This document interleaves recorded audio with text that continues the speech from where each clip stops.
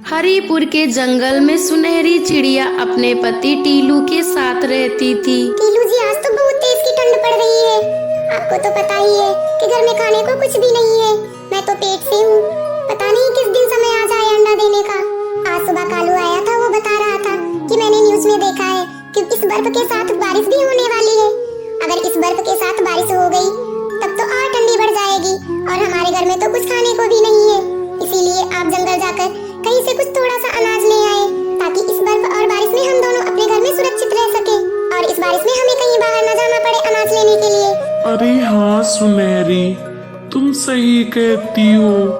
अपने घर में तो कुछ भी खाने वाली चीजें नहीं है। इसीलिए सुनहरी मैं अभी जा रहा हूँ जंगल की ओर। शाम तक लौट आऊंगा। और सुनहरी, तुम घर से बाहर मत निकलना। शाम होते ही मैं घर आ जाऊंगा। इतना कहकर टीलू अनाज लेने के लिए जंगल की ओर निकल जाता है, पर जंगल में तो बर्फ बहुत तेज से गिर रही थी। टीलू एक पेड़ की डाल पर बैठकर सोचने लगता है। मुझे तो लगता है आज ही से मौसम खराब हो जाएगा। कालू तो सही कह रहा था। आज कितनी ज्यादा बर्फ गिर रही है, पर मैं क्या करूं? मेरे घर में कुछ खाने को भी नहीं है। मेरी सुनहरी पेट से है। अगर मेरे घर में अनाज नहीं होगा तो वो क्या खाएगी? इसीलिए बर्फ गिरे या बारिश, मुझे तो अनाज लेकर घर जाना है। इतना सोचकर टीलू अनाज के खोज में आगे निकल जाता है, पर उसे कहीं पर अनाज नहीं मिलता और बारिश होना शुरू हो जाती है। अब मैं क्या करूं? ये तो बारिश होने लगी। अब मैं कैसे अनाज लेकर अपने घर जाऊं? ठंड के कारण तो मेरे हाथ पांव जाम हो रहे हैं। ऐसा लगता है कि मेरी तो अभी जान निकल जाएगी। इसलिए मैं अपने बचने के लिए एक घोंसला ढूंढता हूँ।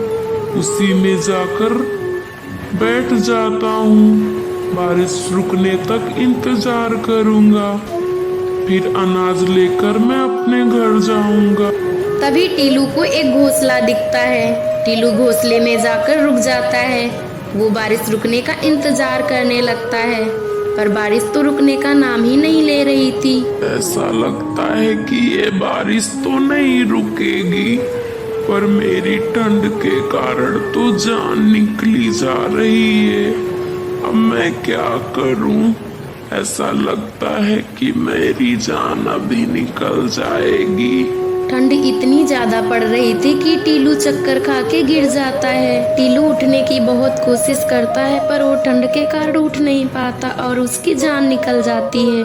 इधर सुनहरी चिड़िया टीलू का इंतजार कर रही होती है, पर शाम हो जाती है। टीलू घर नहीं आता। कालू तो सही ही कह रहा था।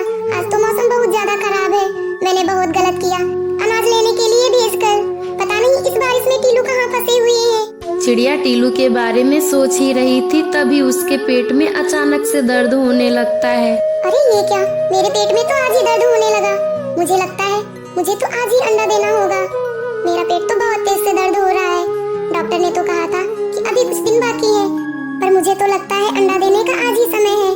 तभी सुनहरी एक प्यारा सा अंडा देती है। सुनहरी अपने अंडे को देखकर बहुत खुश हो जाती है और वो टीलू के बारे में सोचने लगती है। टीलू, आप इस बारिश में कहाँ फंस गए? देखो ना, मैंने कितना प्यारा सा अंडा दिया है। आप होते तो बहुत खुश होते। पता नहीं इस बारिश में आप कहाँ फंसे हुए हैं। मैं इस अंडे को अकेला छोड़कर आपको ढूंढने जा भी तो नहीं सकती। आप कहीं पर भी हो टीलू, पर घर आ जाओ।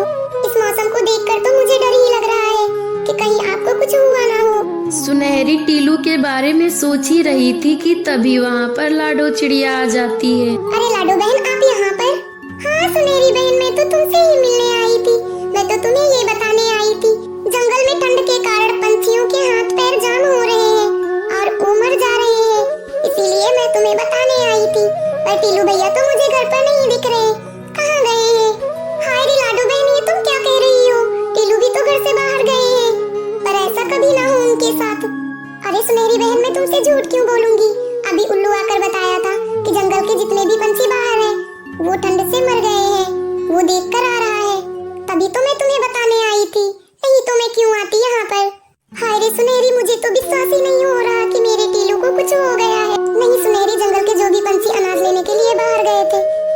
भी पंछी लौट कर नहीं आया है।